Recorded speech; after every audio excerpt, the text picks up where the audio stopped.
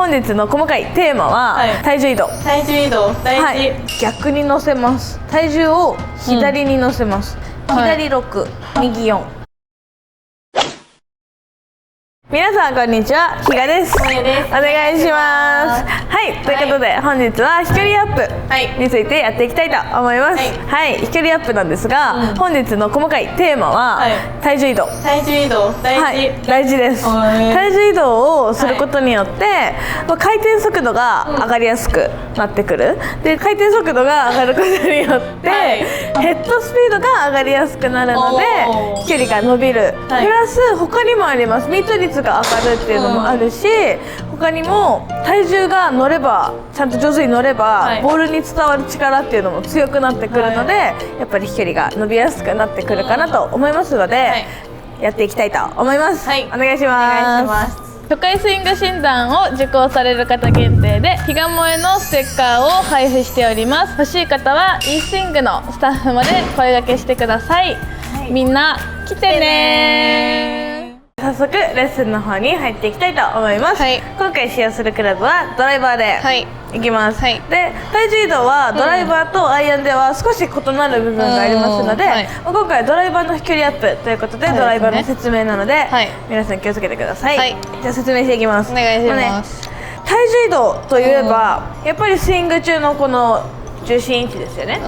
をどうやって移動するかっていうところなんですけど、もちろんバックスイング右側に移動する時には体重は右に乗ってくるわけで、で打つ時は左でフィニッシュも左に入ってくるんですけど、どれぐらいの配分で乗せるのか、どこに乗せるのかっていうのが重要なポイントになってくると思いますので、説明していきます。お願いします。まず体重移動で多い2つのパターンっていうのがあって、1個目は大体皆さん分かるスウェーですね、スウェー、体が流れすぎてる状態っていうのがまず1個、で次に多いのがリバースピボット。リバースピボットある？なんか言葉は聞いたことあるけど意味は分からない。そうだよね。リバースピボットっていうのはバックスイングの時に体重が右に乗れずに、体がこうのけぞってるような状態をリバースピボットっていうんですけど、こういう動きが入ってしまうと、こうぎっこんばっこんみたいな、えいっていうスイングになって距離がねやっぱ大幅に落ちてしまうんですよ、なので、そこを上手に直していこうよっていうところなんですけど、まずアドレスの位置、体重移動が上手にできない人、どうしてもこう体の軸、この中心軸をぶらさずにこう回ろうっていう意識が強い人多いんですよ、特にドライバー、ドライバーはこうアッパーで打つからこう左に乗りすぎちゃいけないとかいろいろ皆さん考えてると思うんですけど、体重移動は絶対必要なんです、なのでその体重移動を上手にやりつつアッパーに打つ練習をしていきたいので、まずアドレスですね、アドレス構えたら大体の方、アッパーに打ちたいからドライバーこうやってボールを右から覗いてるような形で6対4もしくは5対5で構える方多いと思うんですよ、でそれでも全然いいんですよ。上手に体重移動がスムーズにできるのであれば、私はどっちかというと5対5派なんですけど、アッパーに打ちたいよっていう人は6対4にする方もいると思います、なんですが今回は左右に体重移動できない人に向けたレッスンなので、構えたら逆に乗せます。体重を左に乗せます、左6右4、に乗せることによって、左に1回踏んでる状態からバックスイング一気に右に入ってほしいんですね、逆に右に6-4で傾いてる人っていうのは、反動で逆にこっちに入りやすい、リバースピボットですね、こうなる方って結構いると思うんですよ。レッスンしてでも思うんですけど、アッパーに打つよアッパーに打つよでこう構えてるのはいいんですよ、目線上げて。でもね、いざ打つってなると右に落ちたものがそのまんまいってくれるといいんだけど、こうやって入る人が多くて、結局またこうやって打って体重がこういうフィニッシュになってしまう、逆ってことだよね、になっちゃうので、そういう方は構えたら左に体重乗せて一気に乗せてくる、右に乗っちゃうと左に乗ることは可能だと思うので、まずは体重をしっかり右の股関節に乗せるようにすることを意識してあげてほしい、でポイント1個はアドレスの重心位置、ポイントは2つ目、これもアドレスで意識できることなんですけど、どうしてもこう右の股関節に乗ってる感覚がない人、バックスイングの時ね、乗ってる感覚がない人っていうのは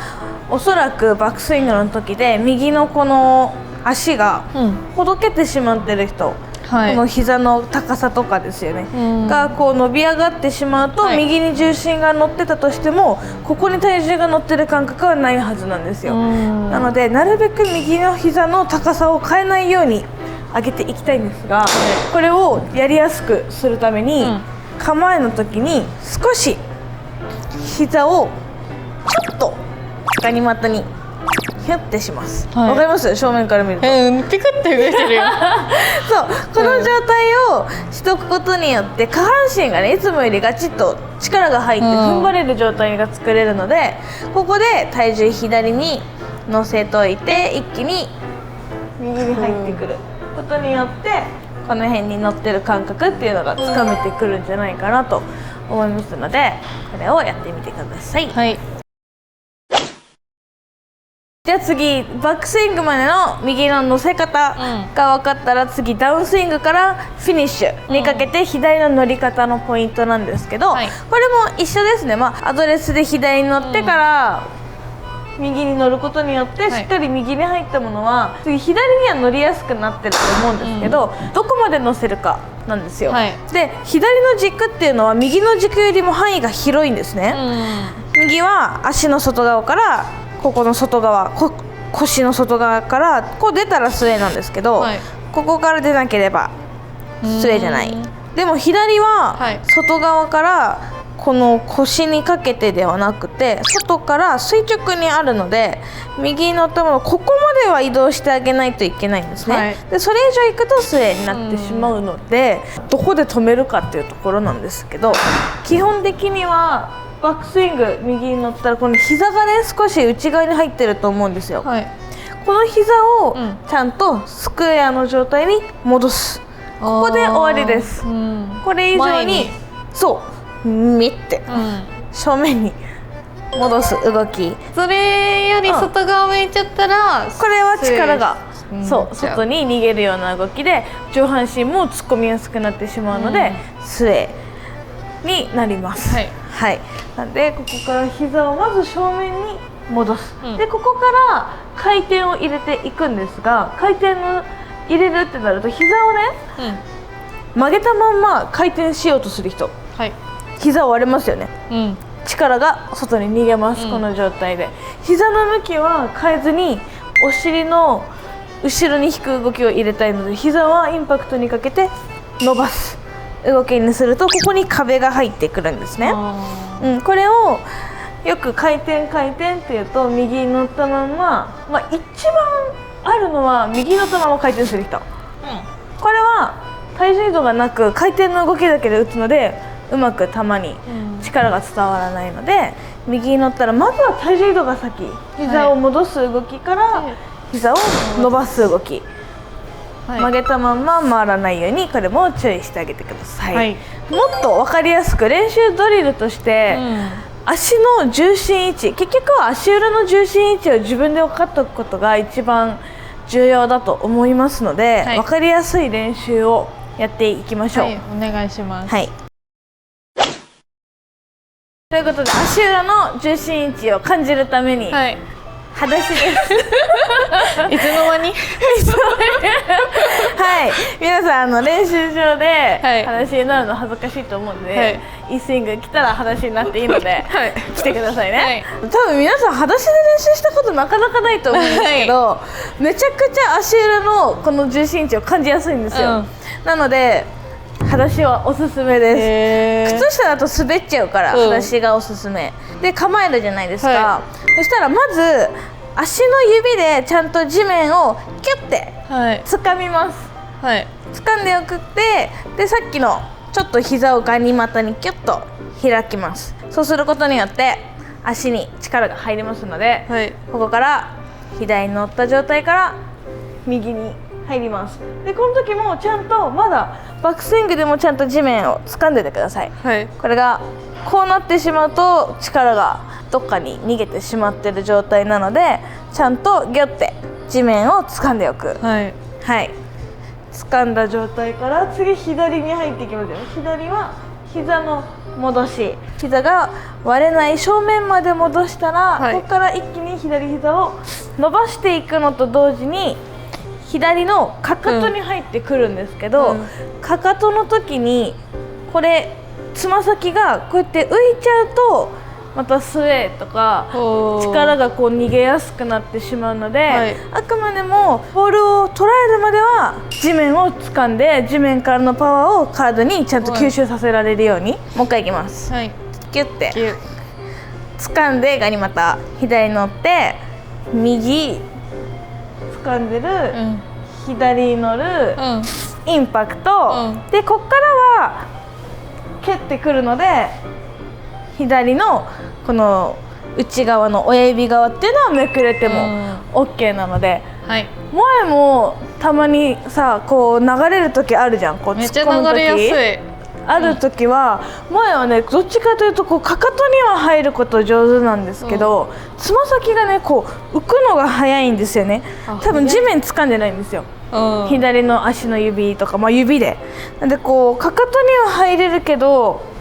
地面掴んでないと結局こう上半身が流れやすくなってしまうので、ちゃんと掴んで右に乗って、はい、打つまではちゃんと力が入ってるような状態で、あとはねしっかり上がっても問題ないので、はい、裸足の練習を皆さんやりましょう。ということでさっきの伝えたポイントを踏まえて、裸足の状態でボールを打っていきたいと思います、はい、掴んでガニ股左、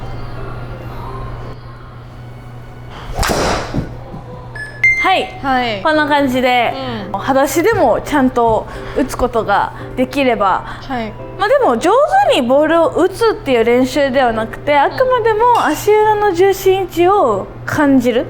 練習だと思っていただければいいかなと思いますので、皆さんぜひ、はい、いいスイングでやりましょう、一緒にやりましょう。はい、はい、ということで、今のポイントを押さえて萌えに打っていただきたいと思います、はい、お願いします。いつも通りの萌えのスイングをデータ取っていきましょう。はい、いい音だけどね。まあこんなもんですよね。でもいつも最近は170ちょいぐらいの、そうだね、平均的にはだという感じですね、はい、今の私のスイング、どうでしたか？今のは、はい、萌えのこれはもともとの癖でもあるんですけど、構えて、若干こうアッパーに見るタイプ、でここからやっぱりねこうアッパーに見てるからかもしれないですけど、はい、ここからやっぱちょっと反動で体がのけぞるリバースピボットになりやすい。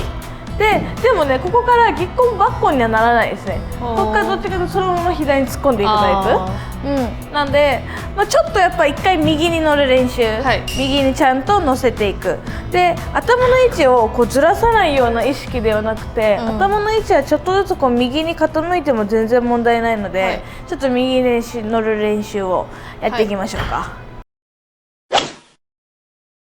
あんまりこうアッパーに打とうと思って右から覗くっていうよりかは、さっき言ったちょっと左に最初乗せといて、そこから一気に右の股関節に入ってくる。そうそれでこの股関節に入ってれば、ここから体重は膝の位置が戻って、ここから一気に左にお尻が後ろに引っ張ってくるような動きなので、はい、そう今のいいと思います。少し体重、そうちょっと膝を割るぐらい、ちょっとでいいですよ。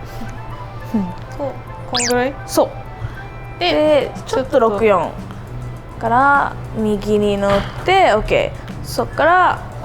左膝パーンと伸びちゃって大丈夫です。そう伸ばすことによって、腰がこれ以上いかないよっていう壁にもなってくるので、いつまでも曲げてるとパーンと割れちゃうからね。そう右でこの時ね、バックスイングもうちょっと頭ずれて大丈夫です。ボールを見すぎないように、だか右伸ばす。そうですそうです。今のスイングいいと思います。行ってみましょうか。行ってみます。めっちゃ突っ込んで、もっとねバックスイングで頭が右に動かなきゃいけないです。頭が無理に残りすぎるから、そんなこうやってなるからこのまま行きやすい。もっとこんぐらいいっちゃっていいってこと？もっと行っていいよ。これぐらいまで入っていい。思った以上にじゃあ、あれなんですね。ほぼボールはね左目の端ぐらいで見てる感じかも。もういい。今のは上半身が突っ込んでないなって感じます。ここにこう行くじゃん、こっちに頭行ったら、この軸のまま回るってこと？体重は左に行くじゃん、だから体重左に行くけど体が右に傾くね。こう？そう、もっとこう？そうだからこのリバースピボットの人って一旦こっちに傾くのね、だからこの動きが強い分こっちに行けないのよ。だからこのまま一回移動してそのままこっちで振ってほしい。なんかもっとグネってさせればいいのか。一回素振りした方がいいと思う。多分ダフル。こうでそっから乗って頭をそう合ってる今の感じ。そっからバックスイング上げて、そっから OK。惜しい。なんかインパクトで力を最大限に発揮しようとするから、インパクトで手が伸びるのね、インパクトじゃなくてフローだね。ここに振ろうとしちゃうから、こっちにあっちに振らなきゃ。あっちにヘッドをね、今ここに振ってるからローポイントがさドーンってここに来るわけ、ヘッドを前に出さなきゃいけないんで、放り投げる練習したじゃん、ヘッド出す。そうあれと一緒。あれの軸残したバージョン。そうでヘッド走ってないね。そう首折れるんちゃいますのってぐらいこうなってるから、実際プロのスイングも首どうやって曲がってんのってぐらい実際これぐらい曲がるから、瞬発的なものなので。そうちょっと押されるぐらい。いや、こういうイメージってことだよね。そうなるほどね。こう人にやってもらうだけで、結構おおってなるから。ちょっとしかも私押しすぎへっておい修正されてた。しっかりで、そうだけど、なんか残ってる感はありますね、スイングにも。笑ってるやん。めっちゃ押されてるんだけど、本当にこれ気持ちよく当たんのよ。本当に気持ちよく当たんのこれ。でも今ぐらいだと思います。これさ、もうちょっと練習して。そうだね。今の感覚ちょっとこれからもレッスンでし続けてください。わかりました。じゃあビフォーアフターを。そうだね。はい、お願いします。ということで、じゃあ実際に私もビフォーアフターでデータを比べていきたいなと思います。お願いします。で、最初ビフォーからリバースピボット。モエとはまた別のリバースピボットでいこうかな。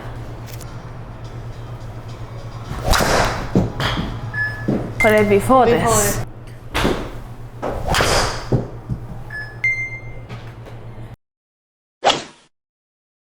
ということで、私のビフォーとアフターのデータを、比べていきたいと思います。まずビフォーからですね。ビフォーがキャリー183の204ヤード、でクラブスピードが36ですね。この今データはリバースピボットで打ってる状態なので、アッパーには入ってるんですよ。なのでその分ちゃんとローポイントは B の数値が出てるとは思うんですけど、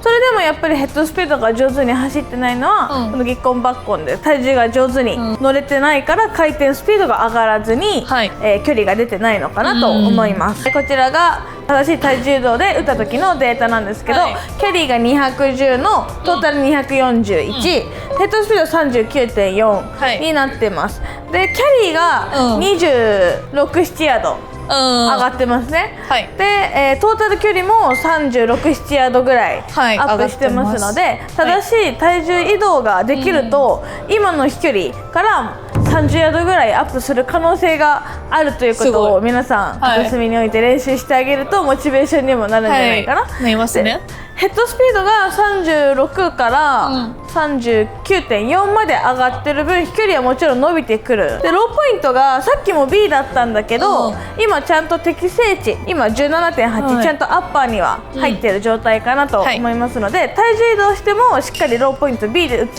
ように軸はぶれないようにしてあげると、もっともっとヘッドが走ってくるんじゃないかなと思いますので、皆さんやってみてください。やってみてくださはいい、お疲れ様です。お疲れ様でした。ありがとうございます。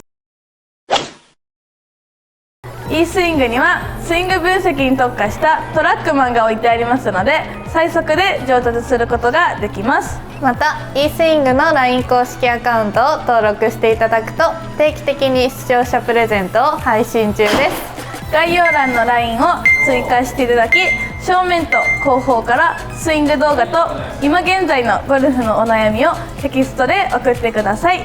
私が1分間のレッスン動画をお送りいたします。ぜひ LINE 登録とスイング動画お待ちしております。